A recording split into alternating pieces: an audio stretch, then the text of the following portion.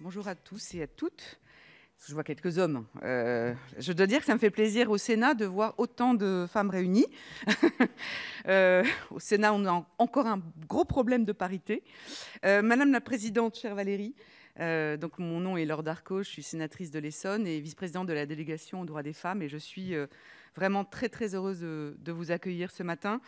Permettez-moi d'abord de vous présenter les excuses de ma présidente Annick Billon, qui est sénatrice de Vendée.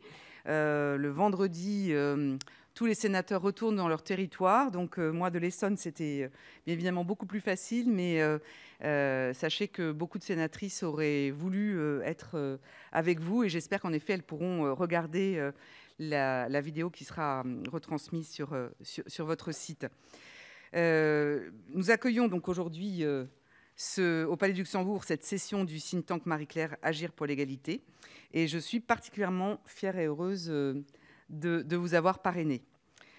Vous êtes né de la volonté du magazine Marie-Claire et du Connecticut Leaders Club d'unir leurs forces, leurs compétences et leur expertise pour lutter plus efficacement contre les inégalités de genre.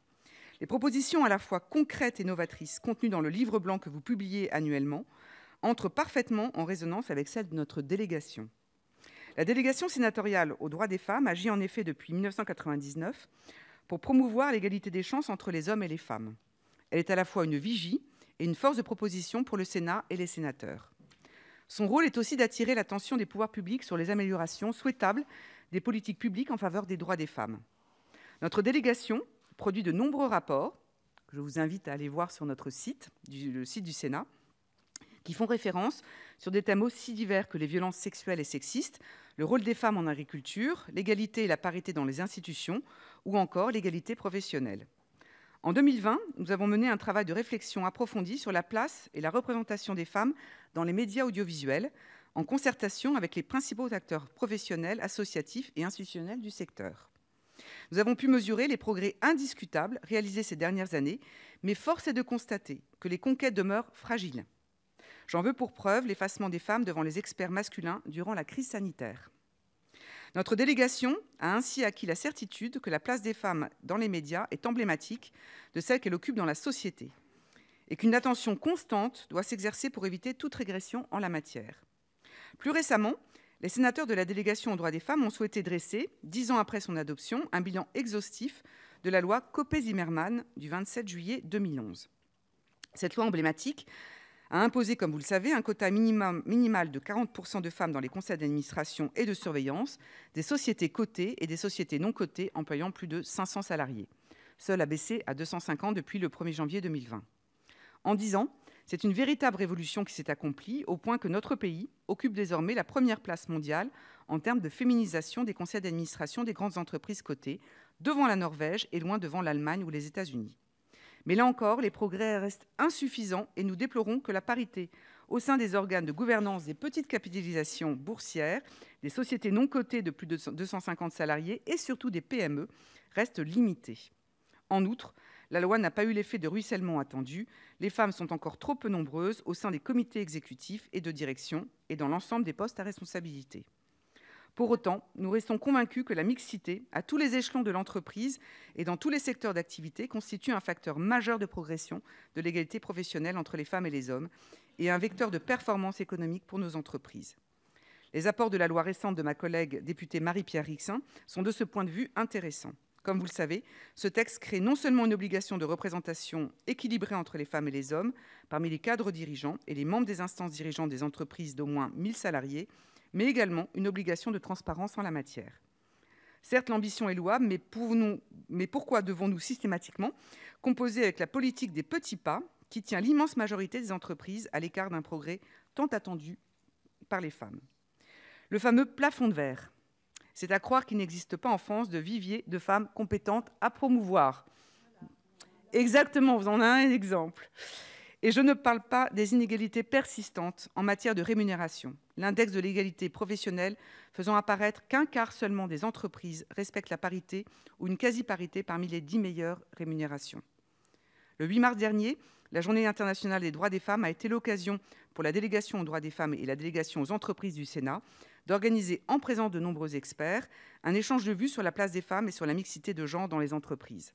Et le constat est unanime, il reste encore des marges de progression pour parvenir à une représentation équilibrée des femmes dans tous les secteurs de la vie économique et à tous les échelons de responsabilité.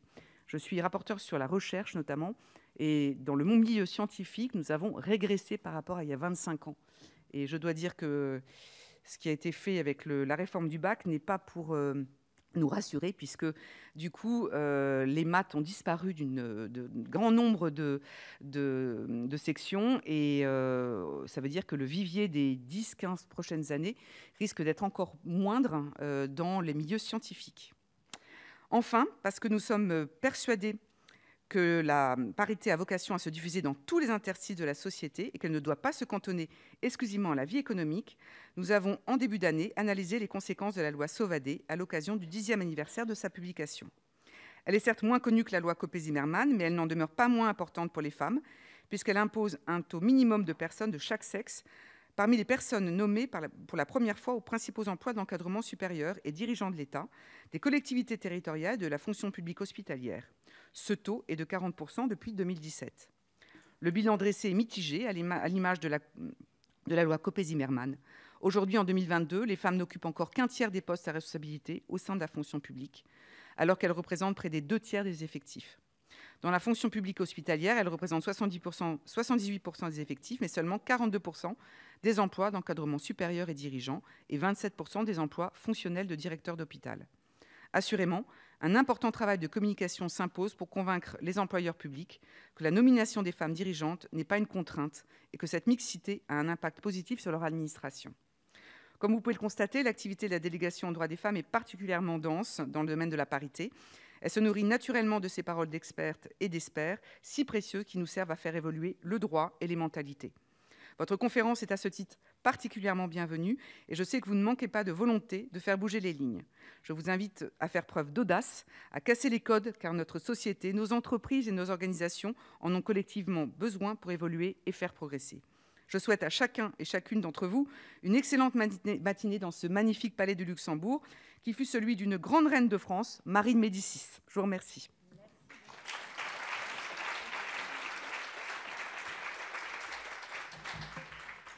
Merci beaucoup, chère Laure. Merci beaucoup, Madame la sénatrice, la vice-présidente. C'est vraiment un grand plaisir, un grand honneur d'être à tes côtés aujourd'hui parce qu'au-delà, aujourd'hui, tu es sénatrice, mais j'ai le plaisir de te connaître depuis de très nombreuses années et je sais que c'est un sujet que tu as toujours défendu dans toutes tes fonctions. Donc, c'est un vrai parcours de combattante tout au long de ta vie, celui de l'égalité femmes-hommes. Et je suis au nom du groupe Marie-Claire, au nom de Gwenaëlle Thébault, qui est ici la directrice générale de Marie-Claire, j'ai le plaisir de te remettre nos 2 derniers livres blancs avec nos propositions et on ne manquera pas, bien entendu, de te donner le prochain. Voilà, on va peut-être trouver, je ne sais pas si vous voyez notre photographe.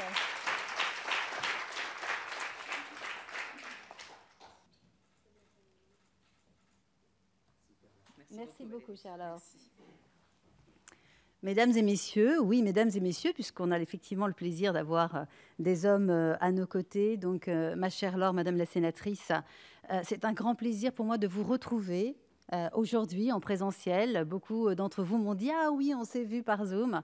C'est un grand plaisir, il faut en profiter. Je ne sais pas combien de temps ça durera, j'appelle tout le monde à la vigilance d'ailleurs. Mais en tout cas, de se retrouver pour cette session extraordinaire qui se déroule aujourd'hui au Sénat. Le Sénat, c'est un lieu symbolique, puisqu'il incarne, comme Laure l'a décrit tout à l'heure, ce triple rôle d'examiner les lois, de contrôler l'action du gouvernement, mais également de voter des lois et d'en faire justement les bilans.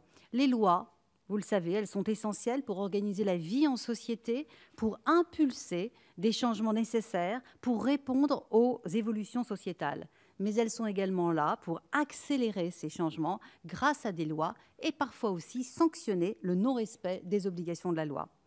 Les lois, nous le savons, elles ne sont pas immuables, tout comme la société, elles évoluent. Elles sont également révélatrices de l'état démocratique d'un pays.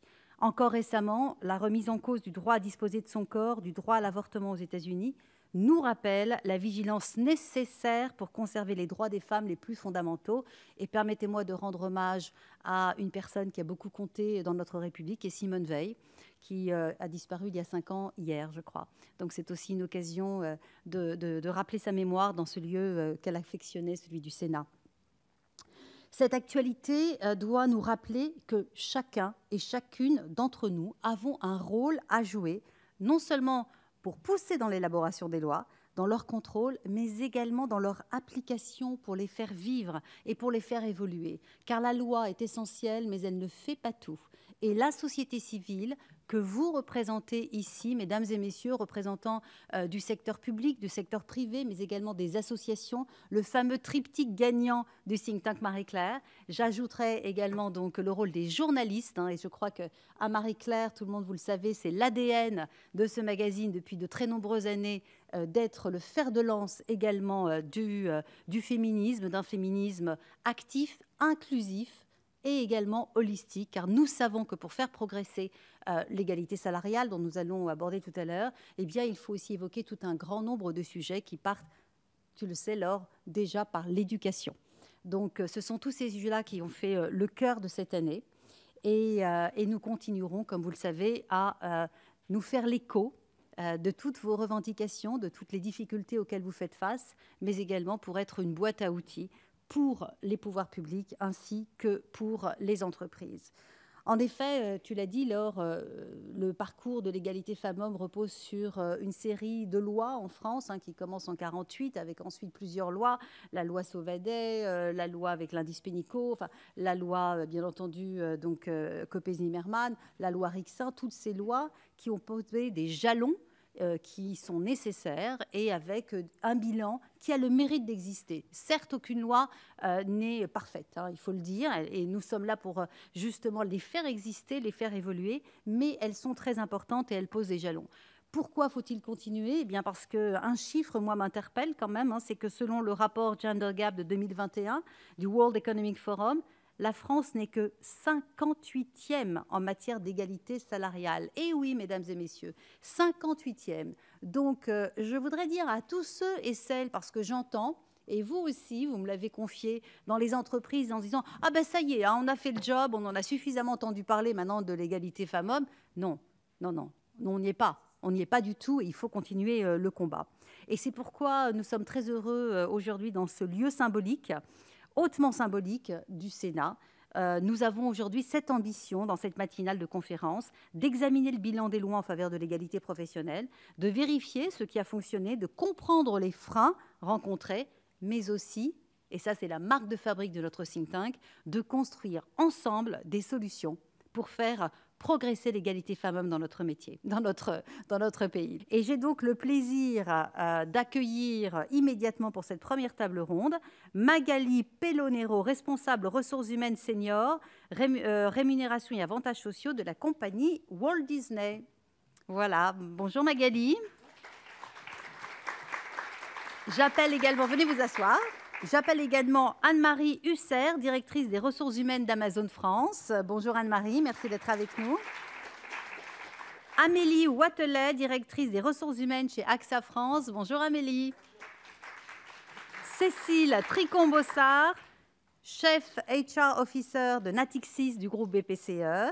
Fidèle parmi les fidèles. Merci Cécile d'être toujours avec nous.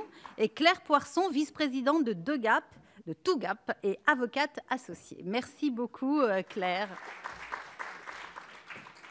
Donc, un panel de qualité qui représente à la fois des entreprises du public et du privé. Et nous allons donc essayer de faire un constat sur les avancées de la loi en termes justement de parité dans les instances de gouvernance. Donc tu l'as dit tout à l'heure, c'est vrai que la loi Copé-Zimmermann a été très importante. Elle a surtout, je dirais, ouvert les yeux aux chefs d'entreprise, oui, qu'il y avait des talents féminins. Je ne sais pas vous, mais moi, je me souviens qu'avant la loi Copé-Zimmermann, j'ai entendu combien de grands patrons, alors dans la banque aussi, me dire « Non, mais où est-ce qu'on va les trouver, ces femmes? On ne va jamais y arriver. Et puis, mais on va s'ennuyer. Mais qu'est-ce qu'elles vont nous raconter ?» Eh bien non, on s'est quand même rendu compte que c'était le contraire, qu'aujourd'hui, non seulement les femmes ont montré qu'elles avaient toute leur place, mais elles ont aussi montré que quand elles étaient nombreuses dans les conseils d'administration, eh bien, il y avait une meilleure productivité dans les entreprises. Seuls les hommes ont été surpris parce que nous savons que nous représentons 50% de la société et que ça ne pouvait être qu'un point positif. Néanmoins, effectivement, le constat est unanime. La parité s'arrête quand même aux portes du pouvoir, puisque simplement 2 femmes sont directrices générales d'une entreprise du CAC 40, Engie et Orange. Et nous avons une présidente, simplement, donc, avec Hélène McGregor. J'ai également aussi une pensée pour Estelle Brachlianoff, qui devient aujourd'hui directrice générale adjointe de Veolia, et donc la 3e femme à devenir directrice générale d'une entreprise du CAC 40. Mais mesdames, il reste encore donc 38 postes à pourvoir. Donc, à nous d'aller les prendre. Alors, nous allons donc essayer de voir comment est-ce qu'on peut créer cette culture de l'égalité dans les instances de gouvernance. Donc, ma chère Claire Poisson, je rappelle que vous êtes vice-présidente du collectif et du réseau professionnel en faveur de l'égalité, TOGAP. Vous êtes avocate, vous êtes une passionnée de l'égalité femmes-hommes et vous avez collaboré avec la députée Marie-Pierre Rixain dans l'élaboration de la loi Rixain-Castaner. Alors, c'est intéressant d'ailleurs, parce que c'est Copé-Zimmermann, c'est Rixain-Castaner. Est-ce que vous pensez que c'est parce qu'il y a eu des hommes aussi que ces lois ont pu voir le jour? Est-ce qu'on n'est pas capable de les faire toutes seules? C'est quand même une vraie question. Parce que je me souviens que Mme Zimmermann nous avait dit qu'elle avait demandé à Jean-François Copé d'être à ses côtés pour vraiment être sûre que la loi serait portée par le groupe. Donc, il y a encore du travail. J'attends que ce soit des lois qui soient portées aussi par 2 femmes. Donc, j'aimerais savoir, selon vous, aujourd'hui, comment est-ce qu'on peut faire pour créer une culture de l'égalité qui va permettre d'avoir une meilleure parité dans les instances de pouvoir? Merci Valérie. Bonjour à toutes et à tous. Alors, TOGAP représente aujourd'hui 70 réseaux professionnels féminins mixtes du secteur privé et du secteur public, qui a une ambition, celle de la gouvernance partagée entre les femmes et les hommes, c'est-à-dire dans les lieux de pouvoir, qu'il y ait beaucoup plus de femmes dans les lieux de pouvoir. Donc ça, c'est un vrai enjeu pour nous, parce qu'on pense qu'en ayant plus de femmes dans les prises de décision, ça ruissellera dans toute la société. Donc c'est pour ça qu'on a beaucoup travaillé sur la loi Rixain. D'ailleurs, j'avoue, j'oublie le nom de M. Castaner à chaque fois, puisque je n'ai travaillé qu'avec Madame la députée. Je n'ai jamais vu M. Rixain dans l'ensemble des travaux que... Monsieur Castaner, pardon. M. Rixain, c'est normal. C'est révélateur, vous voyez bien. Voilà, donc tout ça pour dire effectivement, mais ça s'explique aussi par le fait que M. Castaner ou M. Copé était en fait le président du groupe, et que c'est lui qui doit porter la loi et l'amener en fait à l'Assemblée nationale. Donc c'est pour ça que, parce que c'était un homme le président, on avait forcément son nom dans la loi. Maintenant que, par exemple, c'est une femme, Aurore Berger, pour En Marche, à ce moment-là, les lois, il y en a des suivantes, il y aura peut-être effectivement 2 noms de femmes. Bon, passons. Donc nous pensons qu'il faut plus de femmes dans les sphères de pouvoir et que ça ruissellera. Donc c'est pour ça que c'est un de nos axes majeurs. Nous avons aussi créé une base d'expertes pour les médias et pour les conférences, afin que les femmes soient aussi beaucoup plus visibles auprès des médias, qui est aussi une sphère de pouvoir, puisqu'en fait, si on ne vous voit pas, vous ne comptez pas. Donc c'est très important aussi. Et donc c'est en ça que notre axe à nous, et pour répondre à votre question, il faut mettre plus de femmes dans les postes de direction, et les lois sur les quotas ont réellement permis cette avancée-là. Mais comme le soulignait Madame la sénatrice, il y a encore beaucoup de chemin à faire. Pour la loi Copé-Zimmermann, on a parlé que certes c'était pour des SA, certaines SA, et pas toutes, comme vous avez bien rappelé les PME. C'est un peu l'arbre qui cache la forêt, parce qu'en fait, la société anonyme, là je vais faire un peu de droit, c'est une forme juridique qui n'est pas la forme juridique de la majorité des sociétés. La majorité des sociétés en France, ce sont des SAS, des sociétés à action simplifiée, qui n'ont pas de conseil d'administration. Donc ça veut bien dire que la loi Copé-Zimmermann ne s'applique pas à toutes les sociétés en France, et que c'est pour ça qu'on a dû aller aussi dans les COMEX-CODIR, les comités d'exécution, qui, là, il y en a dans les SAS. Et dans les SAS, comme c'est une forme juridique qui était faite exprès pour être malléable, il n'y avait pas de définition légale de COMEX-CODIR. Donc, on ne peut pas asseoir de quotas sur quelque chose qui n'existe pas légalement. Donc, c'est en ça que la loi Rixain est venue apporter une définition légale d'instance dirigeante. Est-ce que vous pourriez peut-être rappeler, pour ceux qui ne connaissent pas, quelles sont ces mesures de la loi Rixain qui permettraient de faire évoluer tel que vous l'espérez? Alors, la loi Rixain a permis donc de mettre en place des quotas dans les COMEX-CODIR, dans ce qu'on appelle les instances dirigeantes, et a mis un quota aussi dans les cadres dirigeants. Donc, elle va effectivement faire évoluer la société sur ces sujets-là, et clairement, mais les autres intervenantes vont en parler puisqu'elles sont au sein des entreprises. Mais pour nous, elle ne va pas assez loin, bien sûr, puisqu'en fait, elle ne touche pour l'instant que les entreprises de plus de 1000 salariés. Ce qui ne représente pas beaucoup de sociétés en France, à peu près 400. Mais bon, c'est déjà ça, c'est un pied dans la porte. D'accord. Est-ce qu'il y a d'autres mesures de la loi Rixain qui, selon vous, vont permettre ce ruissellement? Alors, l'index égalité a été amélioré. Donc, clairement, l'index égalité de Pénicaud, loi de 2018, qui prévoit... Là, c'est sur les rémunérations uniquement. Donc, c'est aussi intéressant de voir qu'elle le fait retravailler, qu'elle va le publier par indicateur et pas seulement sur la note globale. Et qu'elle demande aussi aux entreprises de s'améliorer dans la note. Il ne suffit pas d'avoir 75 et se dire c'est bon, on est tranquille. Il faut aller plus loin, plus haut. Le congé paternité, l'allongement du congé paternité est arrivé l'année dernière. C'est encore peu. Il faut que les hommes le prennent aussi. Dans la réalité, la loi est là, mais il faut que les hommes puissent le prendre. C'est pas facile dans toutes les entreprises, même si dans d'autres entreprises, elles n'ont pas attendu la loi pour en mettre un. Voilà. Il y a aussi tous les sujets de financement pour les femmes entrepreneurs, qui a été rajouté dans la loi Rixain, qui est aussi une belle avancée. Donc, clairement, la loi Rixain est une belle avancée, mais il faut continuer. Il faut continuer, il faut la mettre en place. Il faut la mettre en place. Donc, écoutez, justement, Cécile, vous êtes Chief HR Officer chez Natixis. Ce sont des métiers qui sont souvent très masculins. Où est-ce qu'on est on en est dans la parité dans ces cercles de leadership? Et comment vous avez fait pour faire évoluer cette situation? Parce que je le disais tout à l'heure pendant le cocktail, ça fait plusieurs années qu'on travaille avec Natixis, et nous, on a vraiment pu constater qu'il y avait eu une vraie volonté au niveau de la direction et qu'il y avait eu une évolution qui avait été faite dans le groupe. Alors, est-ce que vous pourriez nous dire peut-être justement comment est-ce que vous avez fait pour faire vivre cette loi et la mettre en application? Bonjour à tous. Donc effectivement, Natixis, juste pour ceux qui ne connaissent pas, ce sont les métiers de banque d'investissement et de gestion d'actifs du groupe BPCE. Donc c'est effectivement des métiers financiers qui sont très souvent majoritairement masculins. Alors, il y a deux sujets, en fait. Il y a effectivement le sujet des instances de gouvernance et des cadres de direction. Il y a encore 5 ans, on n'avait aucune femme au sein du comité de direction générale. Aujourd'hui, je suis particulièrement fière de pouvoir dire qu'à la fin du mois d'août, nous serons 55% de femmes. Donc, on dépasse... Je crois que ça t'applaudit. Voilà. Donc c'est un travail de longue haleine qui nécessite effectivement d'avoir une vraie volonté politique, stratégique du directeur général, mais également du conseil d'administration, puisqu'on a aussi des administrateurs qui, dans les comités de nomination et les comités de rémunération, nous ont poussés à mettre en place effectivement des objectifs au directeur général, tout simplement, de mixité.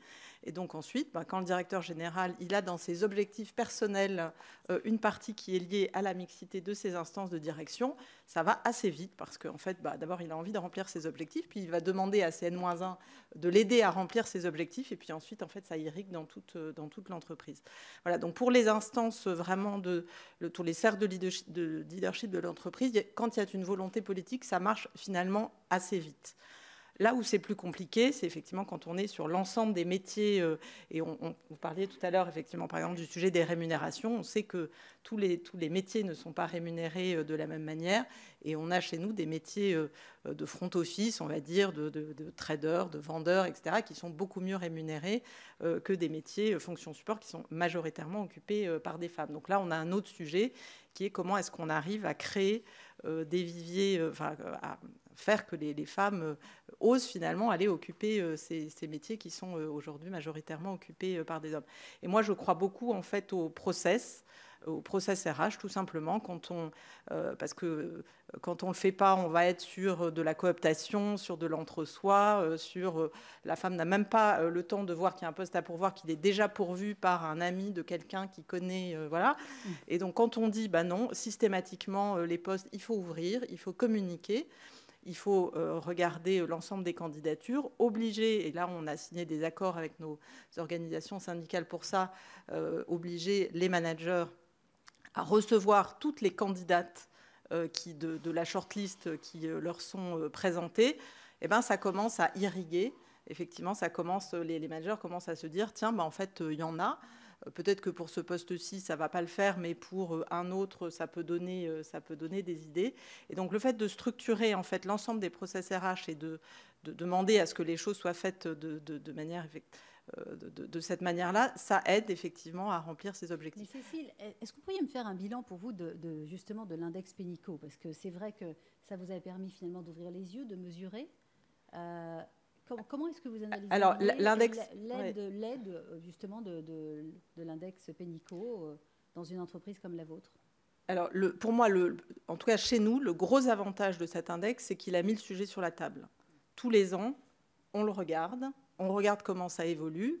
Pour être tout à fait honnête, la direction générale se compare tout de suite à ses compétiteurs. Donc c'est aussi, il y a un peu d'émulation en disant, tiens, quel est l'index de BNP, de Société Générale, de Crédit Agricole, etc.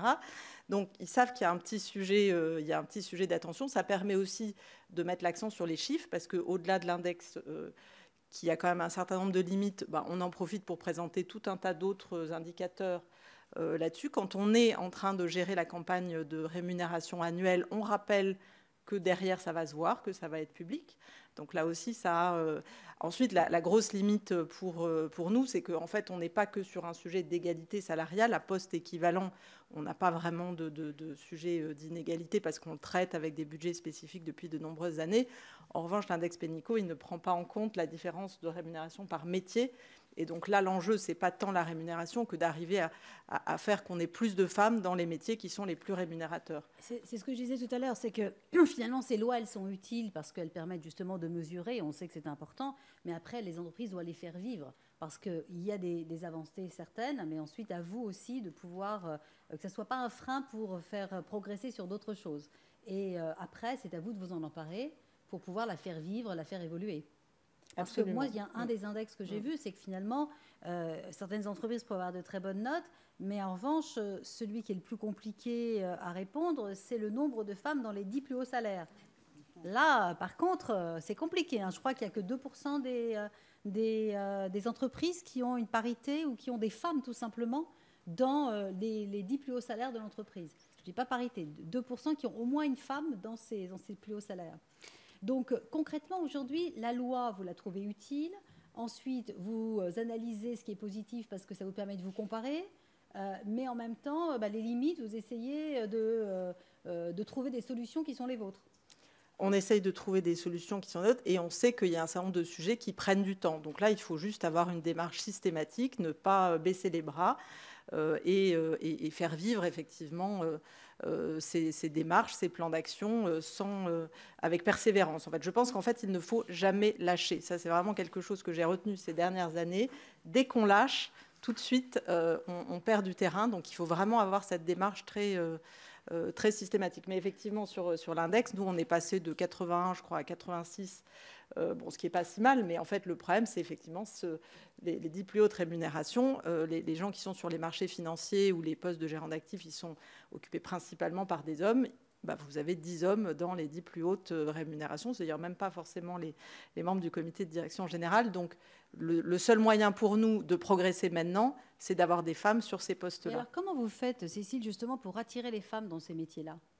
Alors, je pense qu'il y a beaucoup d'actions à mettre en œuvre. Ça démarre dès l'école, en fait. Et on a demandé, nous, par exemple, à un certain nombre de femmes qui sont quand même aujourd'hui positionnées sur ces métiers très masculins, d'aller dans les écoles de commerce, d'aller dans les écoles d'ingénieurs pour parler de ce qu'elles font, pour être un peu des rôles modèles, pour déconstruire les stéréotypes et dire oui, on peut être... Typiquement, les marchés financiers, ça ferme assez tôt, en fait, dans la journée. Donc, quand on a... Il faut se lever tôt, oui. Enfin, bon, donc, en fait, c'est très compatible avec... parce que souvent, le souci qui est exprimé par les femmes, c'est le sujet de la parentalité, comment je peux faire pour concilier. Là, on dit, il n'y a pas de raison. Enfin, ce sont vraiment des métiers qui peuvent tout à fait être occupés par des femmes, bien au contraire. Donc, il faut aller dans les écoles. On les fait venir également dans l'entreprise. Et puis, voilà, il faut recruter sur ces métiers-là. On s'est fixé des objectifs sur nos alternants, sur nos stagiaires, sur les recrutements de juniors. Donc, à tous les niveaux, en fait, il faut réussir à avoir un meilleur équilibre homme-femme sur l'ensemble des métiers. Merci beaucoup, Cécile, mais je pense que c'était important de rappeler effectivement la loi, mais aussi comment on la fait vivre et à quel point il faut revenir parfois à la source qui est celle de l'éducation. Amélie Wathelet, vous êtes directrice des ressources humaines, membre du COMEX chez AXA France.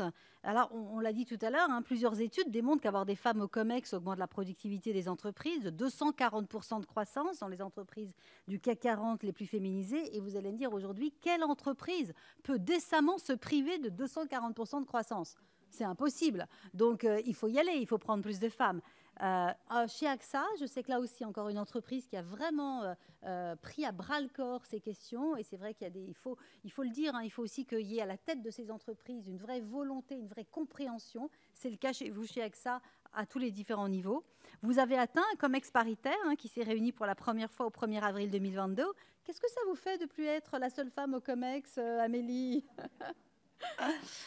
Alors effectivement, je dois dire que dans ma relativement riche expérience de DRH, j'ai vécu les différents scénarios. Donc j'ai été effectivement, il y a quelques années de ça, la seule femme membre du COMEX auquel j'appartenais alors. Et il est vrai que cette statistique que l'on met beaucoup en avant autour du fait que moins de 30% de femmes dans un COMEX ne permet pas d'évacuer d'éventuels comportements sexistes, d'avoir un dialogue très constructif et équilibré au sein de l'instance, eh bien, effectivement, s'exprime pleinement, et je peux le voir avec beaucoup de plaisir dans ce COMEX auquel j'appartiens à présent. Je crois qu'au-delà de mon expérience personnelle, qui est définitivement extrêmement positive et plébiscite évidemment pleinement cette parité au sein du COMEX, je pense que ce qui est intéressant aussi, c'est de regarder la diversité des profils autour de la table. Parce qu'effectivement, traditionnellement, et on vient de l'évoquer autour des métiers de l'asset management et de la banque d'affaires, on trouve effectivement les profils féminins plus facilement, comme c'est mon cas évidemment, dans les ressources humaines, dans le marketing, les secrétariats généraux, la communication, bref, les métiers qui traditionnellement sont des métiers féminins. Et ce qui est très positif dans le COMEX qui est le nôtre aujourd'hui, c'est que nous avons des femmes de très grande valeur qui, au contraire, incarnent des fonctions business. Et ça, je crois que c'est quelque part ce qu'on vient d'évoquer dans un autre secteur d'activité et qui est si important à faire vivre à travers voilà, la mise en œuvre de cette loi et son incarnation donc, dans les COMEX qui effectivement mènent des entreprises de plus de 1000 collaborateurs. Donc ça fait le pont évidemment, et Madame la sénatrice, vous l'avez mentionné, et ma collègue ici aussi, ça fait un lien tout à fait évident avec la difficulté qu'on rencontre dans un certain nombre de filières. Je pense à la technologie, qui est définitivement une ressource rare pour nous tous et très en demande sur le marché actuellement, puisqu'on s'arrache tous des talents, mais malheureusement des talents qui restent très masculins. Or, on le sait, ce sont des typologies d'emploi et des compétences qui irriguent l'ensemble des secteurs d'activité du marché, que ce soit en France ou dans le monde dans son entièreté. Et on voit bien là toute la difficulté à avoir des écoles, je pense à Polytechnique, dans un autre registre HEC qui est de moins en moins malheureusement équilibré en termes de féminisation, Vous parliez de la science et effectivement, là aussi, de cette difficulté. Et je pense que là, il y a un rôle vraiment très important dans la société. Et je me tourne, on aura cette question autour de la loi, et qui est vraiment quelque chose de difficile pour les entreprises. Je pense que pour rebondir sur ce point de l'engagement des dirigeants, il est fondamental. C'est une très grande richesse chez AXA, parce que Claude Bébert, le fondateur d'AXA en 2006, était déjà très engagé sur la question. Et ça ne s'est jamais démenti avec Henri Decasse et aujourd'hui Thomas Buberl. Donc il y a un très fort sponsorship autour de ce sujet. Et au-delà de la parité du COMEX, j'ai surtout envie de vous citer 2 autres chiffres très importants, puisqu'en fait l'assurance est un secteur assez féminisé. Nous avons 53% de femmes, tout niveau de seniorité confondu, et sur les 300 dirigeants, donc directeurs, qui donc constituent les forces vives de direction d'AXA France, nous avons 43% de femmes. Donc nous ne sommes pas encore à la parité, mais c'est pour vous montrer le chemin parcouru, puisque effectivement, en 2006, nous étions à 18%. Donc ça vous montre le systématisme de la démarche, et ça vous montre à quel point, et je souscris pleinement à ce qui a été dit précédemment, c'est un effet de système extrêmement important, vertueux, parce qu'évidemment, il faut un très fort sponsorship, du leadership sous l'inflexion de la loi, bien entendu, des objectifs très précis, quantifiables, mesurés. Pour vous, c'est important que c'est fondamental. Lois, elles sont fondamentales pour justement accélérer la elles prise de permettent conscience. l'accélération, absolument. Et est-ce que les sanctions sont importantes? Je pense qu'effectivement, ce qui est important, alors je ne sais pas s'il y a sanction, mais en tout cas, la mesure est fondamentale. Et oui, peut-être bien la sanction également, puisque je pense que c'est vraiment ce qui permet de montrer que les lignes bougent. La compétition est aussi un indicateur, mais la mesure, le systématisme des mesures, que ce soit les indicateurs de la loi Copé-Zimmermann, que ce soit notre index, effectivement, nous sommes à 92 depuis 3 ans, donc on continue à travailler sur tous les items, tous les processus RH, qui en réalité ne sont pas des processus RH, mais managériaux. Aujourd'hui, si les hommes restent majoritaires dans des organes de direction, c'est eux qui choisissent de recruter, de promouvoir, de former, de faire bouger. Donc, sont eux, et heureusement de moins en moins d'ailleurs, qui sont aux manettes de la prise de décision. Et ça, c'est fondamental, parce que chaque processus doit être parfaitement équitable, parfaitement mesuré, et nous sommes extrêmement velléitaires en matière RH. 63% de promotion de dirigeants cette année, pour donner un exemple, 50-50 sur tous nos recrutements, pour avoir un recrutement parfaitement équilibré. On a vraiment des indicateurs très forts. Il y a le vivier, c'est vrai qu'il faut absolument aller travailler sur les grandes écoles, enfin déjà à l'école, pour susciter des vocations. Dans les grandes écoles, où je permets quand même de rappeler que quand on voit les scandales auxquels on a assisté récemment avec les harcèlements et les viols, dans ces fameuses écoles qui font quand même la fierté du système français, on se dit qu'effectivement, il y a quand même un souci, parce que comment voulez-vous que des jeunes femmes aient envie d'intégrer des grandes écoles comme celle-ci quand il y a une telle attitude dans ces grandes écoles-là. Donc je pense que là, c'est quand même un vrai sujet qu'il faudra traiter. Et d'ailleurs, on a bien l'intention de s'en emparer pour l'année 2022-2023 avec le think tank. Mais il y a aussi le fait qu'il faut aller les chercher, les femmes aussi, les identifier, peut-être faire preuve d'imagination, pour faire monter des femmes qui n'ont peut-être pas le même profil que les hommes ou ceux qu'on avait l'habitude de me faire rentrer dans les COMEX et dans les CODIR. Donc comment est-ce que vous arrivez justement à essayer de modifier cette grille de critères nécessaires pour rentrer dans les instances dirigeantes? Je crois que ce qui est très important, au-delà donc du sponsorship, du top management, c'est vraiment ce travail en regard autour des femmes et de leurs besoins, parce que c'est un besoin que nous avons, d'avoir confiance en nous, de parler de rémunération, d'être ambitieuse, de ne pas avoir peur, d'avoir l'aspiration de gérer une vie professionnelle épanouie et construite, mais aussi une vie de famille, là aussi parfaitement épanouie. Et je pense qu'il y a beaucoup autour de ces programmes que, bien sûr, nous connaissons toutes, mais qui sont très puissants, autour du mentoring, de la constitution de réseaux, de sponsorship. Je pense qu'il y a beaucoup à continuer à faire autour de cela et que ça continue d'être parfaitement d'actualité. Et alors le mentoring chez vous, c'est plutôt mentoring de femme à femme, ou est-ce que c'est femme et homme à femme? Comment ça se passe? On a tous les formats. Vous avez tous les formats. Parce qu'effectivement, se parler entre femmes, ça a une vertu, c'est celle du partage d'expérience, c'est celle du soutien mutuel, c'est le réseau, mais aussi évidemment, c'est le mentoring ou le sponsorship avec des dirigeants hommes. parce qu'on apprend aussi beaucoup, et les hommes apprennent des femmes qu'ils mentorent ou sponsorisent, et ça aussi, c'est très vertueux, et ça permet d'accompagner les femmes dans leur parcours de carrière, dans leur éventuelle reconversion. On travaille par exemple beaucoup sur les parcours de carrière vers des postes de commerciaux, puisque c'est un secteur qu'on veut féminiser, ou encore sur des profils technologiques. On a des académies qui permettent à des femmes de se former et d'embrasser ces métiers-là, et on a des actions, je reviens à la partie éducative, auprès des collèges, auprès des lycées, parce qu'effectivement, on a une forte conviction autour du fait que ça commence là, on l'évoquait, mais j'y reviens parce que ça fait vraiment partie, à mon sens, Absolument. Anne-Marie Husser, hein, vous êtes directrice des ressources humaines d'Amazon France. Là, on sait, c'est encore un secteur où il y a un manque de femmes. Hein. C'est un secteur où, au lieu de progresser, on est en train de régresser. De moins en moins de jeunes femmes se dirigent vers pourtant ces secteurs qui sont des viviers d'emploi et dans lesquels, au contraire, il faut absolument avancer.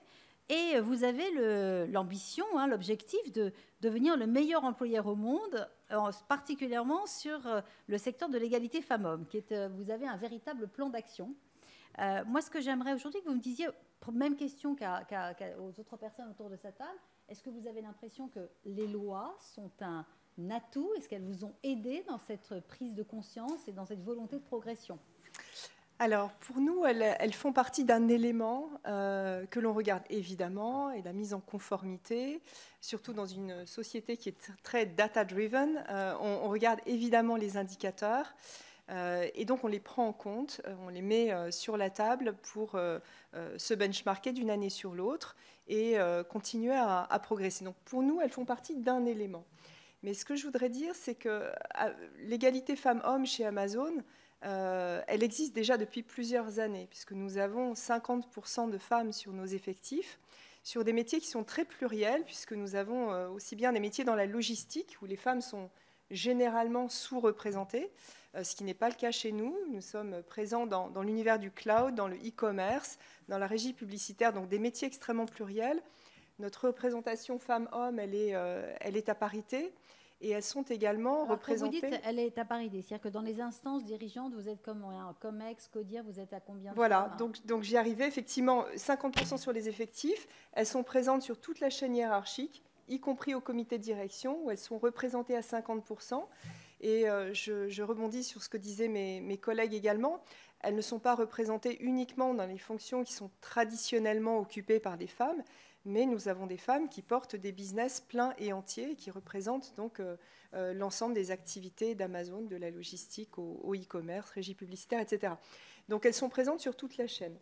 Et alors comment on arrive à un résultat comme celui-ci? Quel conseil vous donneriez pour pouvoir y arriver? Oui, alors comment est-ce qu'on arrive à quelque chose comme ça? Et j'ai envie de donner de l'espoir, c'est-à-dire que si nous, chez Amazon, nous sommes capables de le faire, je ne vois pas pourquoi d'autres entreprises ne pourraient pas en faire autant. La première des choses, c'est d'offrir l'égalité des chances. Alors, j'étais en train de partager un café avant d'arriver dans cette assemblée avec quelqu'un qui disait, en France, on ne recrute plus de personnes qui ont plus de 50 ans.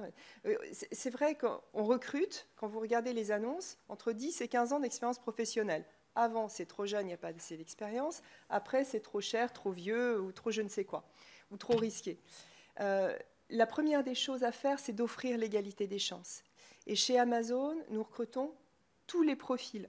Des profils qui peuvent être diplômés de grande école de commerce ou d'ingénieur, des personnes qui ne sont absolument pas diplômées, mais quand je dis absolument pas diplômées, c'est pas le bac, pas le brevet, pas le CAP, pas de BEP, rien en poche. Vous pouvez avoir des personnes qui ont beaucoup d'expérience, des personnes qui en ont peu, des personnes en fin de carrière.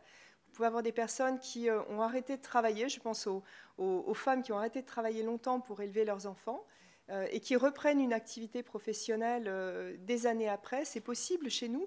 Et offrir l'égalité des chances repose sur des mécanismes. C'est recruter avant tout parce que nous faisons une rencontre avec des profils qui ont une adéquation culturelle avec l'entreprise. Et on va être attaché davantage à cette adéquation culturelle qu'au pédigré. Donc si des personnes ont le souci du client, sont curieuses, ont envie d'apprendre, se remettent en question, ont envie de s'améliorer, c'est ça qu'on va rechercher chez des personnes. Et donc on offre cette égalité des chances en objectivant nos critères de choix. Ça, c'est la première des choses. La deuxième chose, c'est vrai que les femmes sont sous-représentées dans l'économie numérique, dans les sciences, dans la logistique, dans beaucoup de domaines. Eh bien, le rôle d'une entreprise comme Amazon, qui a une place économique et sociale importante dans ce pays, nous créons de la richesse, nous créons de l'emploi, ça s'accompagne de fortes responsabilités. Et une de ces responsabilités, c'est de favoriser la diversité, l'équité, l'inclusion, en allant chercher des profils qui ne se sentent pas prédestinés au monde de l'économie numérique, pour de mauvaises raisons, parce qu'autocensure, parce que dans leur milieu familial, les femmes ne vont pas nécessairement là-dedans. Donc le rôle d'une entreprise comme Amazon, c'est d'aller vers ces profils-là et de leur dire que oui, c'est possible, et de les sensibiliser. On a créé il y a un petit peu plus d'1 an un programme qui s'appelle Amazon Future Engineer, qui a été monté avec une dizaine d'associations en France. Et nous allons dans les écoles, mais rencontrer les plus jeunes dès les écoles primaires, jusqu'aux études supérieures pour sensibiliser les jeunes, en particulier les jeunes filles sous-représentées dans l'économie numérique, en particulier dans les quartiers prioritaires où ils se disent « c'est pas pour moi, ça va être trop difficile » ou alors « il faut payer les études ». Eh bien, on va dans ces quartiers, on va vers des populations qui ne sont pas prédestinées à l'économie numérique pour les sensibiliser à travers des ateliers de coding informatique, d'ateliers de sensibilisation sur la robotique, des visites virtuelles d'entrepôts avec toute l'automatisation nécessitée par ces métiers. On met en place également du mentorat de jeunes filles. On verse des bourses d'études à des jeunes filles qui veulent faire des écoles d'ingénieurs. Et 115 000 jeunes en France, en un peu plus d'1 an, ont pu bénéficier d'une ou plusieurs de ces mesures de sensibilisation. Et ça, c'est extrêmement important parce que l'économie numérique, elle a créé 2 millions d'emplois en France en 10 ans. Et ce sera à peu près autant dans les 10 prochaines années. Et pour autant, vous avez des entreprises qui cherchent des profils et qui n'en trouvent pas. Vous avez des jeunes qui ont des qualifications, mais qui ne correspondent pas toujours à ce que recherchent les entreprises. Donc le rôle d'une entreprise comme Amazon, qui a cette place importante dans le pays, c'est de prendre ses responsabilités et de créer des programmes et des mécanismes qui vont aller offrir l'emploi, des emplois porteurs de demain. Donc en fait, vous nous dites que pour trouver parmi plus de femmes dans les 10 plus hauts salaires dans les entreprises, il faut aller travailler dès l'école en fait. Et oui, faire preuve aussi d'imagination. Il faut préparer les futures générations. Les nouvelles générations, donc c'est très bien pour préparer les nouvelles générations, mais il faut aussi travailler sur tout ce vivier de femmes qui sont actuellement dans l'entreprise, oui. Toutes celles qui ont entre 30 et 40 et 50 ans et autres, pour qu'elles puissent y accéder. Oui. Et est-ce qu'il n'y a pas aussi un travail finalement à faire sur les femmes elles-mêmes pour leur dire, mais oui, vous avez toute votre place et que l'ambition ne soit pas un gros mot? Voilà. Je vais vous citer une anecdote. Et que d'être une femme de pouvoir ne soit pas considéré comme finalement antinomique d'être féminine. Alors, oui, et un exemple me vient, donc je ne la nommerai pas, mais elle se reconnaîtra, je pense, si elle regarde cette séquence. Il y a quelques mois, on avait un poste important à pourvoir, qui était un poste de business en France. Et on ouvre le poste, 3 hommes candidatent immédiatement et une femme. Bon, très bien, mais on trouvait que ce n'était pas assez. Et puis, tout le monde pensait à un autre profil féminin, mais qui n'osait pas sortir du bois. Alors, je ne sais pas si elle s'auto-censurait, je pense plutôt qu'elle se disait « il faut encore que je fasse mes preuves dans le poste où je suis ». Et donc, pour une femme, ça prend plus longtemps de se sentir prête, ou en tout cas de se sentir légitime pour le poste d'après, alors qu'un homme va y aller plus vite. Et bien, on est allé la chercher. On lui a dit « mais tu as certainement autant d'atouts, voire plus que les autres candidates ». Et donc, elle s'est positionnée, elle a eu le poste. Et aujourd'hui, elle est en charge d'un business européen. Donc, même en 1 an, elle a encore évolué. Donc, il faut aller les chercher, qu'elles sortent un petit peu du bois. Donc, c'est vrai que pour moi, ça passe par 2 choses, en fait. Le fait de réaliser ça, la première chose, c'est l'exemplarité du leadership. Et la deuxième chose, c'est qu'il faut aussi des mécanismes. L'exemplarité du leadership, il est dans ses prises de parole, il est dans le fait de donner des espaces aussi d'expression, il est dans le fait d'être sponsor et engagé dans les sujets de parité, et il est aussi dans les comportements. Moi, je ne vois pas dans l'équipe de direction en France de personnes qui aient des comportements déviants, qui pressurisent les équipes, qui fassent travailler le week-end, qui envoient des mails tard le soir en exigeant une réponse tôt le lendemain. On a plutôt des personnes équilibrées qui n'ont laissé sur le bord de la route ni époux, ni épouse, ni enfants, et des personnes qui sont rôle modèles et qui sont capables de nommer à des postes importants des femmes donc à forte responsabilité, sans forcément qu'elles aient à faire un choix entre leur vie personnelle et leur vie professionnelle. On parlait de rôle modèle, c'est fondamental, puisque ces personnes-là, dans leur comportement, vont cascader un message pour les plus jeunes, où les plus jeunes vont se dire si les règles du jeu, c'est celles que je vois de là où je suis, j'ai envie de jouer ça, je pense des règles du jeu et j'ai envie de me projeter. Et j'en profite quand même pour saluer la nomination d'une Premier ministre femme, d'une présidente de l'Assemblée nationale femme, et je crois que même pour la première fois, du président d'un groupe femmes. Hein, donc voilà, je crois que c'est quand même quelque chose, quand on parle de rôle modèle, qui est important, et ce sont des symboles qui sont essentiels. Magali Pellonero, vous êtes responsable des ressources humaines seniors, donc rémunération, avantages sociaux, diversité et inclusion. C'est un long titre, mais avec des responsabilités fortes chez Walt Disney Company. Vous aussi, vous avez un COMEX paritaire. Donc bravo aussi pour ceci. Je dois dire qu'on travaille avec vous maintenant depuis quelques temps. Et quand on parle aussi de rôle modèle, je pense que c'est très important de voir comment une société comme Walt Disney a compris aussi que vous aviez un rôle à jouer sur l'image des femmes et que vous aviez totalement transformé dans vos dessins animés qui ont façonné et qui continuent de façonner la jeunesse des rôles modèles de femmes très différents. Et votre directrice nous disait que maintenant, c'est moins la princesse qui attend le prince charmant, mais c'est celle qui prend son destin en main, même physiquement, elles ont changé.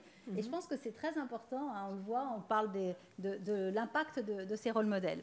Donc, vous avez un COMEX paritaire, est-ce que c'est la loi qui, justement, vous a obligé à le faire parce que c'est une loi française? Et qu'est-ce qui a été le plus déterminant pour vous? Ou est-ce que c'est la productivité? Ou est-ce que c'est parce que vous aviez tellement de talents féminins? C'est un peu de tout ça, mais effectivement, chez Walt Disney Company, juste pour resituer, on est vraiment sur l'activité en France média, donc les chaînes de télévision, la plateforme de streaming Disney+, la partie studio, distribution, cinéma et les produits dérivés. Donc on est sur une activité différente de Disneyland, voilà, qui peut amener à la confusion parfois. Alors nous avons la chance au sein de l'entreprise d'avoir un COMEX paritaire depuis longtemps et avant la loi. Donc parce que les femmes sont importantes chez Disney. C'est un vrai. Depuis quand vous avez un COMEX paritaire? Depuis une dizaine d'années. Et en fait, c'est un sujet très important au sein de Disney. Nous avons au niveau monde des femmes à la tête de business. Comme vous disiez, c'est important, pas seulement dans les fonctions féminisées. Mais nous avons par exemple, vous parliez de l'animation, nous avons une patronne de Disney Animation pour nos studios. Nous avons pour toute la partie production locale pour notre plateforme de streaming également une patronne, donc quelqu'un qui lead ces projets, ces contenus au niveau mondial.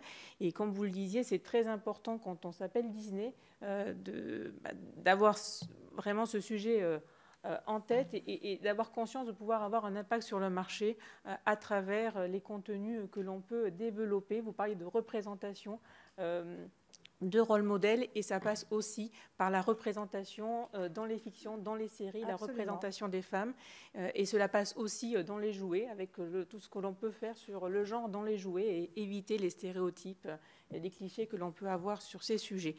Nous aussi, ce qui est très important pour nous, c'est de développer une culture auprès des collaboratrices et des collaborateurs. Comme vous le disiez, c'est important, c'est le vivier, c'est le fait que nos collaboratrices et nos collaborateurs puissent se projeter. Les choses sont fragiles, on l'a vu récemment avec l'actualité, et c'est important d'éduquer, de sensibiliser, d'avoir conscience des clichés, des biais, des freins. Et pour cela, on organise chaque année, au mois de mars, une semaine des droits des femmes, autour de la journée, avec des intervenants experts extérieurs pour nous inspirer, nous faire réfléchir et ensuite agir. Nous avons au sein de la société développé un groupe de parole qu'on appelle le Jedi. On est chez Disney, donc effectivement on en profite aussi pour marketer l'action, mais un Jedi, c'est un groupe d'employés qui discutent en fait. Donc on a une vingtaine de collaboratrices et collaborateurs, parce que c'est important d'associer les hommes dans le sujet, ça, parce qu'on y arrivera sujet, hein, parce que avec l'inclusion. Comment est-ce qu'on fait? On a beaucoup de personnes qui participent à nos sessions de travail et qui nous disent qu'elles ressentent une espèce de lassitude chez les hommes dans les entreprises, en disant mais il y en a que pour les femmes, et donc aujourd'hui, si je suis un homme entre 35 et 45 ans, j'ai pas de possibilité de promotion. Alors comment on fait pour lutter contre ce sentiment-là?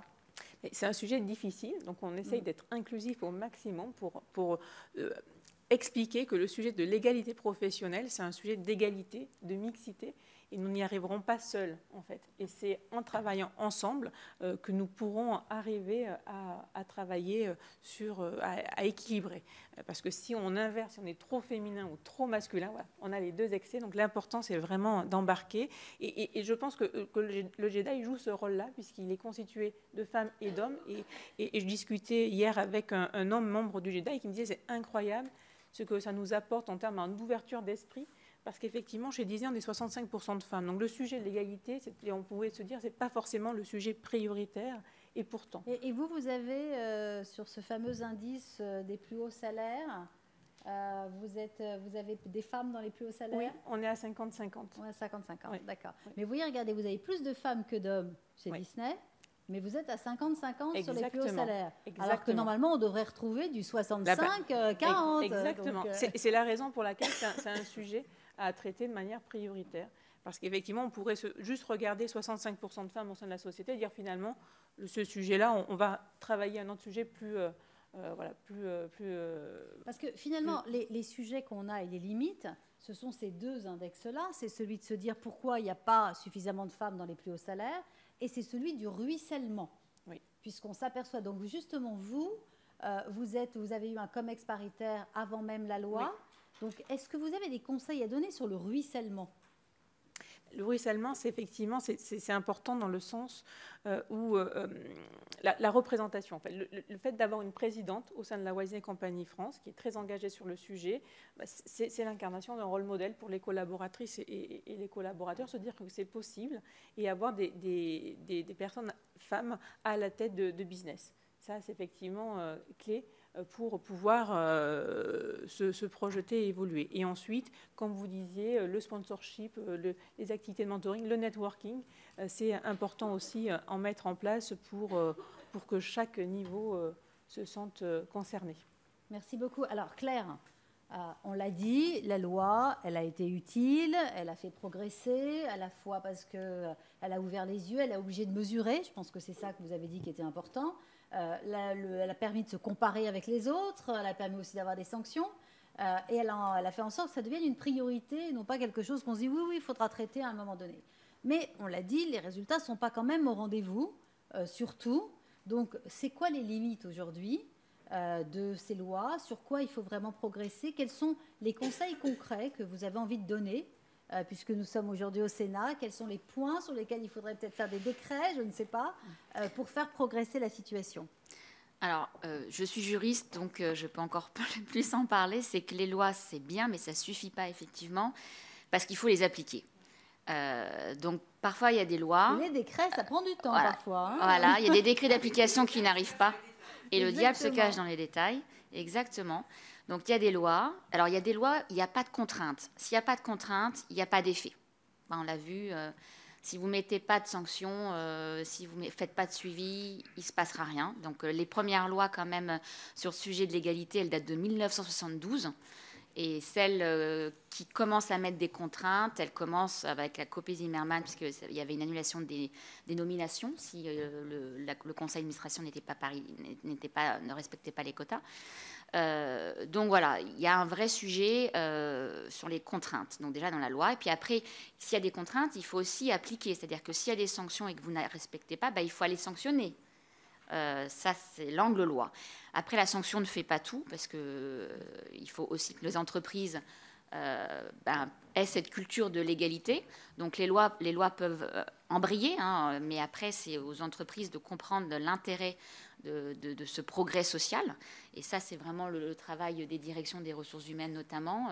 Donc, là, on a de très, très bonnes élèves. Hein. Je crois que si toutes les entreprises françaises pouvaient être comme ça, on ne serait pas là aujourd'hui. Elles rejoignent toutes le think tank, elles vont pour l'égalité. Voilà. Donc, mesdames, si vous êtes dans des entreprises qui ne font pas partie du think tank, à vous aussi de les pousser à bien nous rejoindre. Parce que vous voyez, toutes ces entreprises qui travaillent avec nous sont des entreprises exemplaires et qui nous permettent aussi de nourrir de leurs expériences. Et ça, c'est vraiment important. Et je voudrais aussi ne pas oublier l'exemplarité de l'État, oui. Qui n'est pas forcément au rendez-vous. Et on ne peut pas demander à nos entreprises d'être de bons élèves, de bonnes élèves et voir que l'État ne joue pas forcément le jeu. Donc, ma collègue qui représente le secteur public, Françoise Belay, qui représente notamment les hauts fonctionnaires de la territoriale, pourra plus vous en parler que moi. Mais c'est un vrai sujet que l'État soit exemplaire. Par exemple, l'index égalité professionnelle est applicable aux entreprises et n'est pas applicable à l'État. Vous savez que c'est une des propositions du think tank que nous avons remise d'ailleurs à la Première ministre, en lui disant que c'était une de nos propositions également. C'est très important. Et sur les quotas dans les instances de gouvernance, il y a encore beaucoup de travail. Il y a encore beaucoup de ministères qui payent des amendes au lieu de respecter les quotas. Alors, les ministères souvent plus masculins, on va dire, intérieur. Bercy qui paye une amende à soi-même, voilà. C'est un peu... Mais là où il y a un problème aussi, c'est quand même le ministère de la Justice, où les 70% des magistrats sont des magistrateux. Pourquoi paye-t-il une amende? Oui, on parlera d'ailleurs, puisqu'on a la présidente du Conseil national des barreaux tout à l'heure, on évoquera d'ailleurs ces points-là. Donc, OK. Donc, d'abord, je dirais que pour vous, exemplarité de l'État, je pense que c'est un bon point. On est au bon endroit pour en parler. Madame la sénatrice, voilà, on vous fait passer ce message, il est essentiel. Ouais. Et puis aussi, vous avez dit l'importance de la sanction. Oui, et puis la culture de l'égalité, et en mettant plus de femmes dans les instances de gouvernance, les études démontrent que la culture de l'égalité s'installe plus vite dans les entreprises, donc c'est un cercle vertueux. Il y a moins de sexisme dans l'entreprise, il y a plus de paroles qui se libèrent, femmes comme hommes, et on travaille mieux. On est beaucoup plus efficace et les talents restent. Donc, c'est gagnant-gagnant pour tout le monde. Cécile, la même question pour vous. La loi, c'est bien. Les limites de toutes ces lois que nous venons d'évoquer, c'est quoi pour vous? Et qu'est-ce que vous faites en interne pour pouvoir justement surmonter les difficultés? Moi, je crois que les lois, c'est évidemment indispensable. Il faut les appliquer. Ensuite, effectivement, il faut aussi travailler sur l'acceptabilité par le corps social et le fait que tout ça prenne du sens pour l'ensemble des collaborateurs. Donc, au-delà de l'application des lois, je pense que c'est aussi très important de travailler sur la culture de l'entreprise. Je pense que c'est très important pour nous, justement, parce qu'on sait qu'avec ces lois, on a ce qu'on a évoqué tout à l'heure, le sentiment que certains hommes pouvaient avoir, le fait que s'ils étaient blancs, plus de 50 ans, enfin bref, qui n'avaient plus de perspective d'avenir dans l'entreprise parce qu'ils n'appartenaient pas à une minorité qu'on allait promouvoir. Donc je pense que c'est aujourd'hui très, très important de travailler sur cette culture. Chez nous, par exemple, on a demandé à ce que 100% de nos leaders soient formés au leadership inclusif sur l'ensemble des diversités pour que ce ne soit pas non plus qu'un sujet de femmes-hommes. On doit avoir des comportements inclusifs pour tout le monde. Développer aussi toute la compréhension mutuelle des problématiques des uns et des autres. Tout ce qu'on a évoqué tout à l'heure sur le mentoring, le sponsorship, c'est aussi développer la compréhension des problématiques spécifiques des femmes parce que les hommes en ont souvent aucune idée en fait. Et donc le fait d'entendre d'une collaboratrice de l'entreprise toutes les questions qu'elle se pose, je pense qu'on leur ouvre des... Vous avez raison, parce que hier, j'ai participé à une émission sur Public Sénat et Thomas Hugues découvrait avec effarement les chiffres de différence de salaire entre les hommes et les femmes. Il n'en était pas conscient, c'est ce qu'il nous a dit. Donc il y a effectivement cette manque de conscience des hommes, des difficultés auxquelles on fait face. Absolument. Et donc ça, c'est effectivement la compréhension mutuelle et les chiffres. Vous avez tout à fait raison de le dire. Je pense qu'il faut marteler, continuer à communiquer sur les chiffres, parce que ça, c'est objectif, ça ne ment pas. Et donc, quand on a des collaborateurs qui nous disent « mais il n'y en a plus que pour les femmes », on dit « il n'y en a peut-être plus que pour les femmes ». Enfin, quand on regarde les chiffres, elles ne sont pas encore vraiment présentes à tous les niveaux. Un conseil, une proposition que vous auriez envie de partager avec nous? Moi, en tout cas, ce que j'ai vu de plus efficace, c'est vraiment le fait d'avoir une direction générale qui a dans ses objectifs, avec éventuellement éventuellement n'étant pas nécessairement d'ailleurs obligatoire, un impact sur sa rémunération variable, sur la mixité. Ça, voilà. Je pense que c'est une très bonne incentive, absolument. C'est très concret. Amélie, même question pour vous. Et j'aurais aimé, Amélie, justement, parce que quand on parle des femmes dans les instances de pouvoir, il y a un sujet qu'on n'a pas abordé, c'est justement la grossesse, parce qu'on sait que c'est malheureusement un moment où les femmes stagnent et prennent du retard à la fois en termes de promotion et d'augmentation salariale. Chez AXA, vous aviez augmenté le congé de parentalité avant même la loi. Absolument. Oui. Est-ce que c'est aussi ce genre de mesures Absolument. qui changent finalement, et qui permettent aux femmes de se projeter dans des postes de pouvoir. Oui, et cette question devance mon propos parce qu'effectivement, c'est quelque chose auquel nous sommes très attachés.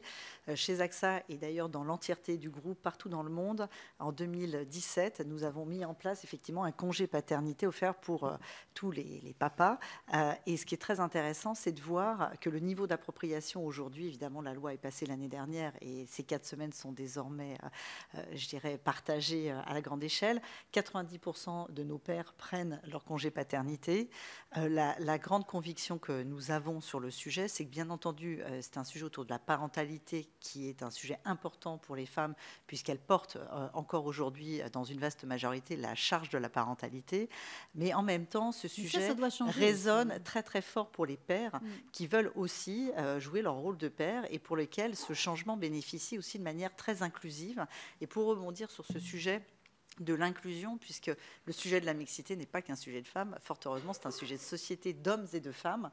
Typiquement, c'est un effet partagé bénéfique auquel nous croyons beaucoup sur l'avancée que cela offre aux femmes en termes de gestion de carrière, mais aussi en termes d'épanouissement pour les hommes qui sont parents. Donc ça, c'est quelque chose auquel on croit beaucoup.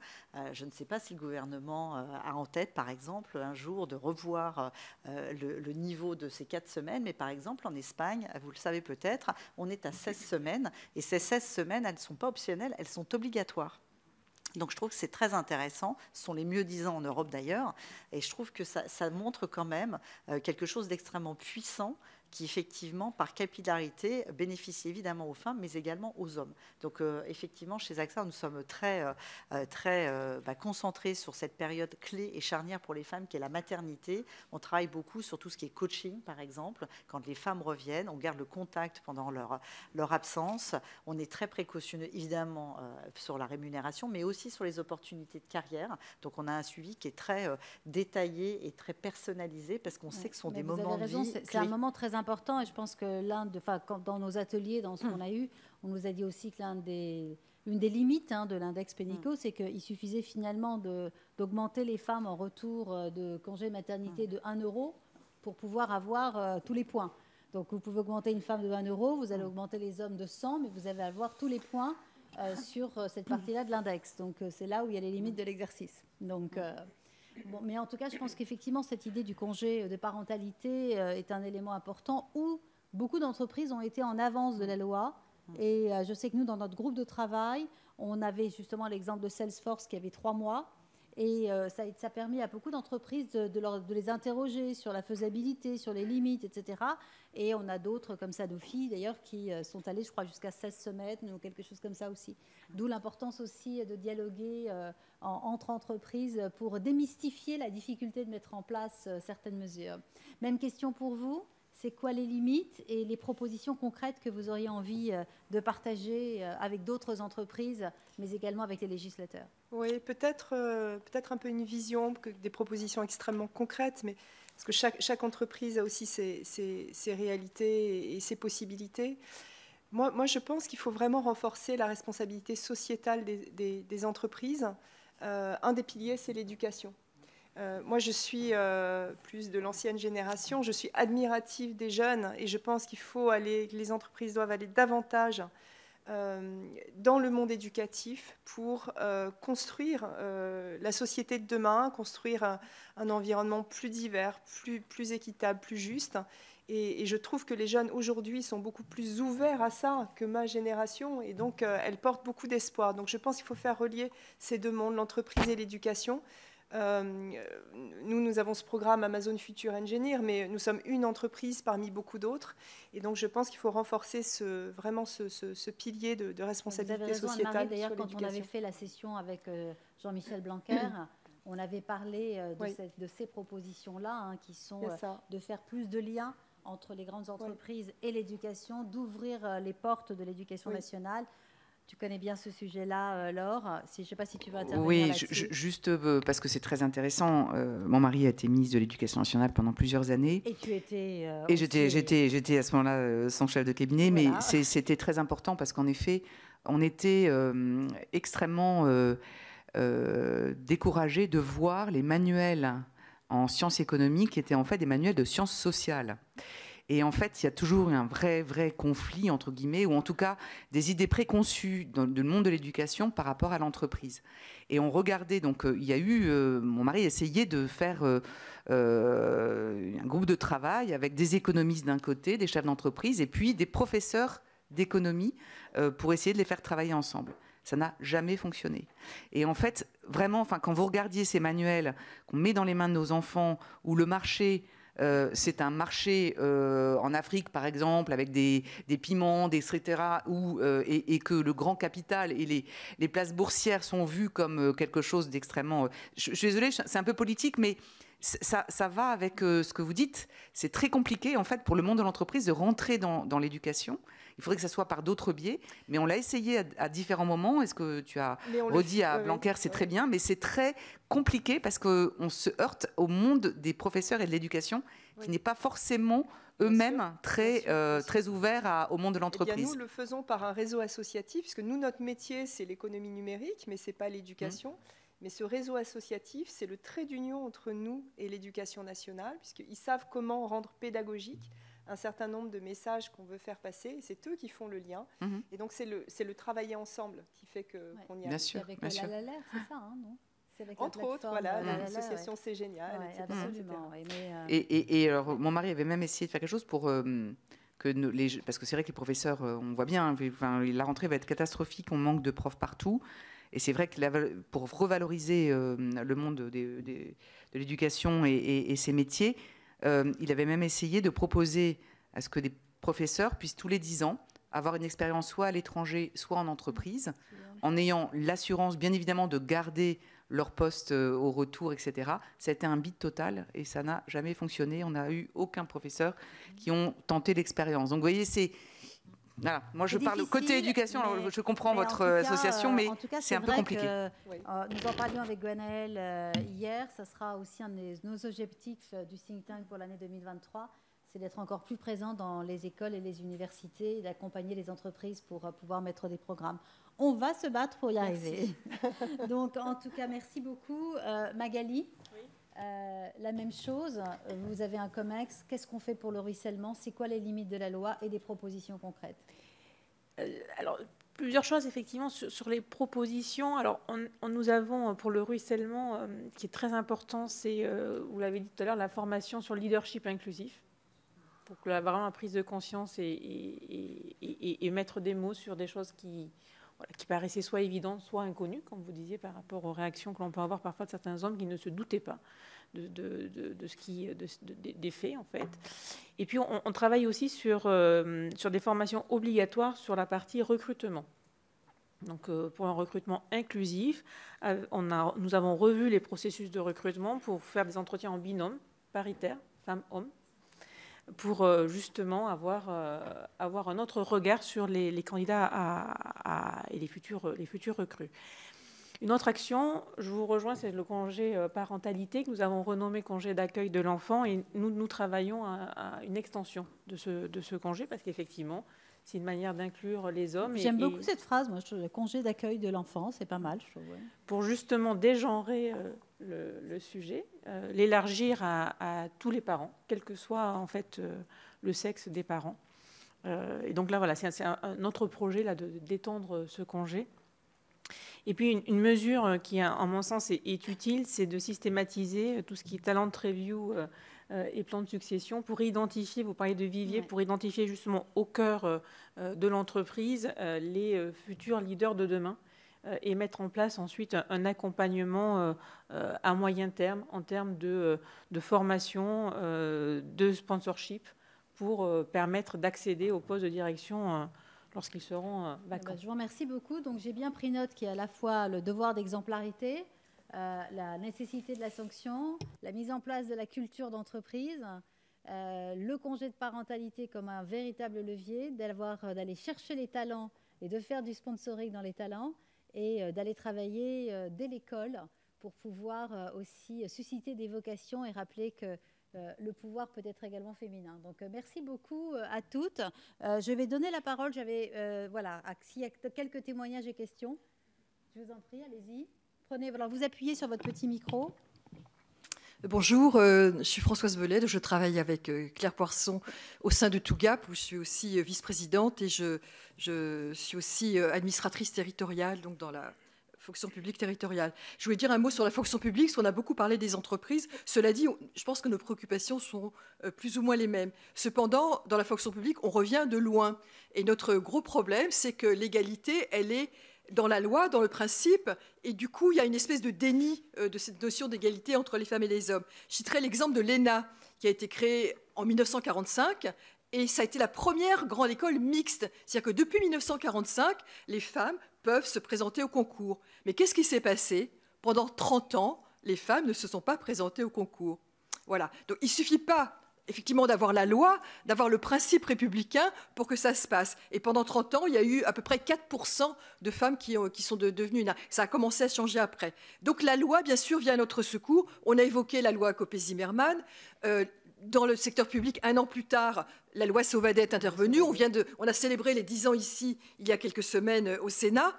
Eh bien, la loi Sauvadet a quand même fait un grand pas en avant. Elle a permis de faire un grand pas en avant en ce qui concerne les primo-nominations. Alors, c'est un peu du jargon, mais enfin bon, les femmes nommées dans un poste à haute responsabilité pour la première fois. Et les seuils donc, ont été atteints dans la fonction publique territoriale, dans la fonction publique hospitalière, fonction publique d'État, on l'a évoqué, est encore un petit peu en retard. Il n'y a encore pas si longtemps, la préfète, c'était la femme du préfet. L'ambassadrice, c'était la femme de l'ambassadeur. Donc, les choses évoluent, mais pas tant que ça. Donc, oui, la loi est très importante. La loi Sauvadet, c'est très important. On a même condamné des collectivités comme la ville de Paris, qui avait nommé trop de femmes. Heureusement, les sanctions ont été levées. Mais donc, en ce qui concerne les chiffres, les statistiques, on avance. Maintenant, vous l'avez dit, il y a la question de la culture de l'égalité, la question des processus RH. C'est à peu près la même chose que dans le privé.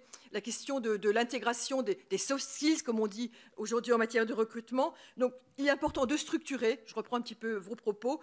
Et pour nous, dans le secteur public, c'est qu'on a un peu loupé le coche avec la loi Rixin sur l'index. On espère que cette fois-ci, ce sera vraiment la bonne pour que aussi on puisse bénéficier de cet impact de l'index. Mais là aussi, la culture de l'égalité, la formation, le coaching, on est dans les mêmes préoccupations. C'est vrai que ça peine un petit peu dans le secteur public parce qu'on a aussi cette culture, quand on a passé le concours, pour toute la vie, on est touché par la grâce. Il y a aussi l'incarnation du pouvoir, c'est-à-dire que quand on voit, on a le sentiment que si on est dans l'administration, on a la chance de pouvoir y accéder, on doit travailler à des heures indues, ce qui n'est pas le cas dans les pays nordiques où l'incarnation du pouvoir est féminin et où ils arrivent à gérer leur pays avec des horaires qui correspondent aussi à un équilibre vie privée, vie publique, qui est d'ailleurs favorable à tous, pas simplement aux femmes.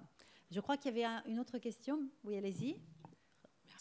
Merci beaucoup pour votre témoignage, en tout cas. Merci Valérie de me donner la parole. C'est plutôt un retour d'expérience, effectivement. Si vous pouvez juste vous présenter rapidement en une phrase. Merci Valérie. Donc, je travaille pour l'association 100 000 entrepreneurs. Et en fait, on est d'accord avec vous, 100 000, c'est notre vocation, c'est que ça commence dès le plus jeune âge. Et donc, c'est un travail d'éducation et de sensibilisation.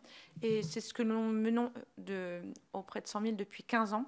Donc, on organise des témoignages inspirants. Donc, c'est de la pédagogie inspirationnelle, c'est des rôles modèles inspirants dans les classes. Donc, on va dans les classes pour échanger avec les jeunes.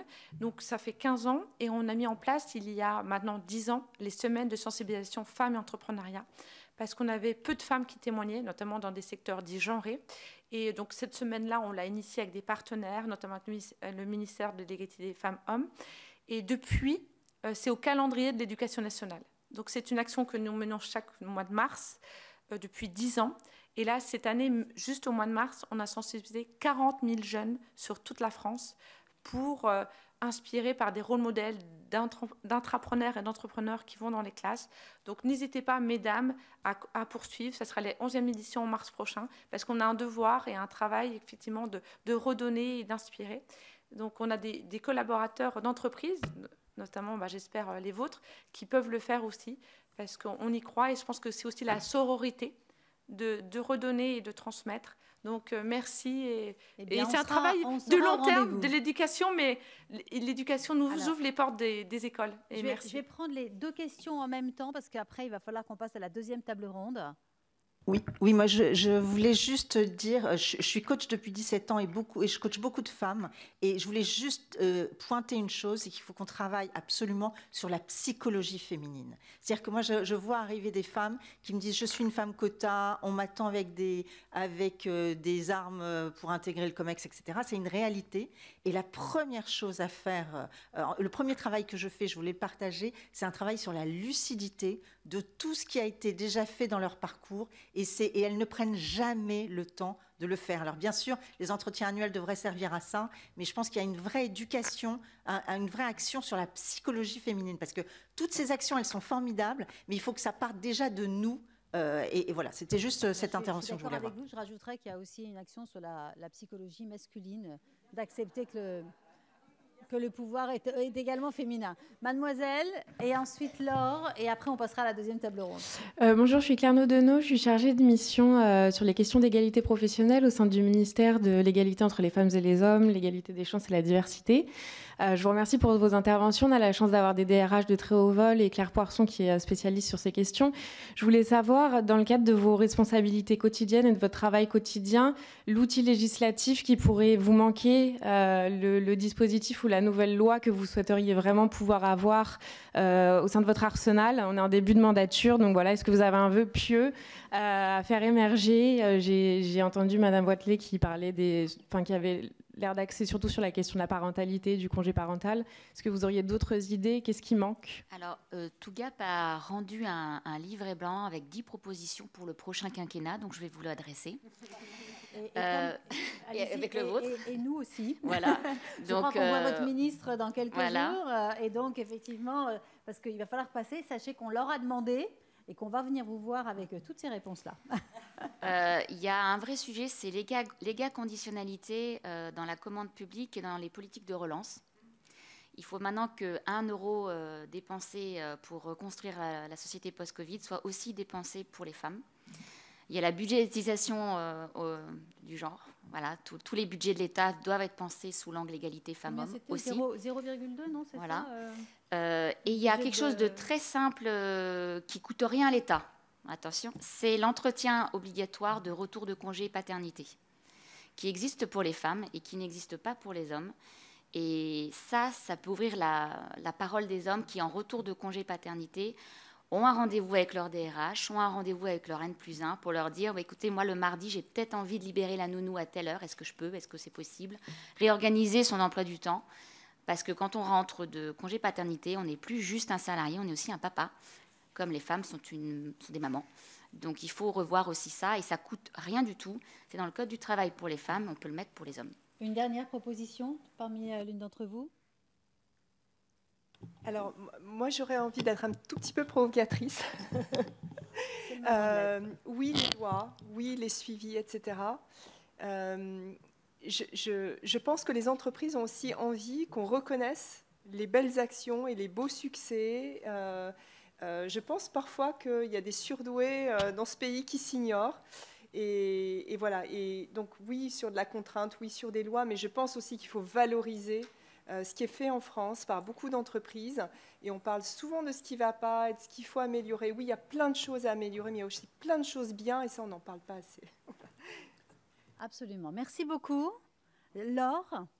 Je vais rebondir exactement sur ce que vous venez de dire, madame. Je pense que la fameuse journée du 8 mars, puisqu'on nous garde qu'une seule journée sur le reste de l'année, je pense qu'elle devrait servir à ça. En fait, on a, pendant les dernières années, à cause bien sûr du phénomène MeToo bien évidemment, je ne critique pas, on a été tourné vers la victimisation des femmes, et je pense qu'il y a une journée maintenant de commémoration le 25 novembre pour parler des violences faites aux femmes. Mais le 8 mars devrait, je trouve, je me tourne vers le cabinet de la ministre, devrait être cette journée pour valoriser en effet tout ce qui marche. Et je trouve qu'on ne le fait pas assez. Je le dis pour nous aussi parce que notre délégation très souvent se retrouve à parler des sujets de victimisation et pas assez de valorisation. Donc voilà. Deux petits points. Vraiment merci pour ce que vous avez dit sur le congé de parentalité. Je pense que nous aussi, on travaillera bien volontiers avec le cabinet de la ministre. Et je dois dire qu'en plus, dans les jeunes générations, ce qui est extraordinaire, c'est qu'en effet, les pères prennent vraiment à cœur d'avoir ce rôle totalement égal, en fait, vis-à-vis de leurs enfants. Et je trouve que, du coup, c'est vraiment bouffé d'optimisme et c'est très rassurant de voir que, en effet, vos entreprises sont exemplaires et ça promet être formidable. 2-3 petits points, en effet, que j'ai connus, c'est les sanctions. Nous, c'est pareil pour les sanctions en termes politiques.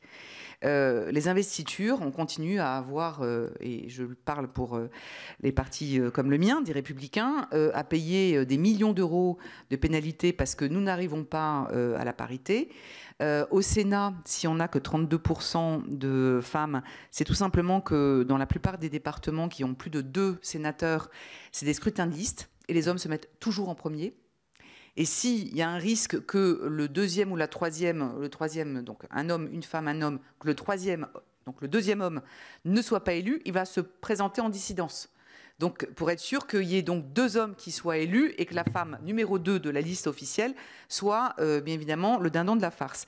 Donc, il y a un vrai sujet. Alors qu'à l'inverse, et ça, c'est le Parti socialiste qui a toujours fait avancer la parité, en 2015, ils ont changé le mode de scrutin, parce que je suis aussi conseillère départementale, et on présente, donc on a réduit de moitié les cantons par département, mais on a systématiquement présenté des binômes hommes-femmes. Alors, je vais vous dire qu'au début, on a cru que les femmes étaient toutes ou secrétaires ou suppléantes de l'homme. Mais ce n'est pas le cas. On est à parité. Et certains hommes qui ont connu l'avant nous disent aujourd'hui qu'on a changé leur mode de travail au sein des instances départementales. Et on ne choisit plus forcément que le social ou l'éducation dans nos délégations. J'ai vraiment une très bonne amie maire qui a aujourd'hui les grands travaux, donc les routes, etc. Et c'est très compliqué. Et elle est à la tête de direction où il n'y a que des hommes. Mais comme quoi, c'est possible. Mais pour ça, il faut vraiment, en effet, des sanctions et surtout, à mon avis, l'obligation. Sur la loi Copé-Zimmermann, autre réflexion. Moi, j'ai voulu m'en saisir parce que j'étais à ce moment-là chez Hachette et j'ai fait la formation d'Institut de formation des administrateurs à Sciences Po. Je n'ai jamais eu le moindre demande, je suis allée solliciter des mandats d'administrateurs. Et il y a un truc que je trouve qui reste choquant, c'est comme on a le droit à 5 mandats, c'est toujours les mêmes. Et je ne citerai pas des femmes extrêmement brillantes qui sont pour la plupart des amies, mais c'est très frustrant quand vous allez voir un grand groupe et qu'on vous dit « Non mais tu vois, un tel, que je ne citerai pas, est là depuis longtemps, elle a une aura incroyable, je ne peux pas lui demander de partir, etc. » alors qu'elle a déjà 4 autres mandats. C'est très compliqué. Bien sûr, et avec un parcours...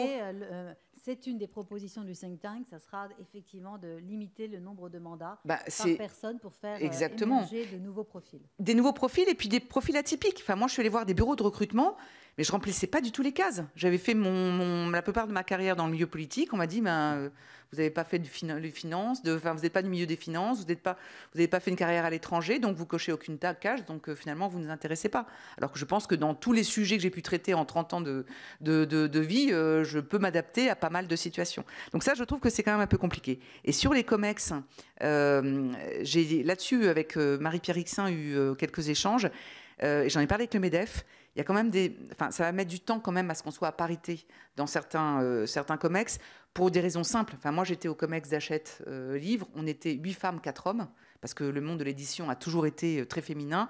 Vous voyez, dans le bâtiment, ils vont mettre un peu plus de temps pour pouvoir y arriver. Donc, je pense qu'il faut aussi, par contre, là, un peu plus de souplesse pour que ça soit incitatif, mais pas une imposition peut-être avec un délai trop court qui, finalement, paniquerait certains secteurs. Voilà, mais en tout cas, merci infiniment. Moi, j'ai été passionnée par tout ce que vous avez dit et c'est une vraie bouffée d'optimisme, en tout cas, pour la suite. Merci beaucoup Laure. Merci beaucoup à toutes. Merci beaucoup pour votre intervention et pour votre travail au quotidien surtout.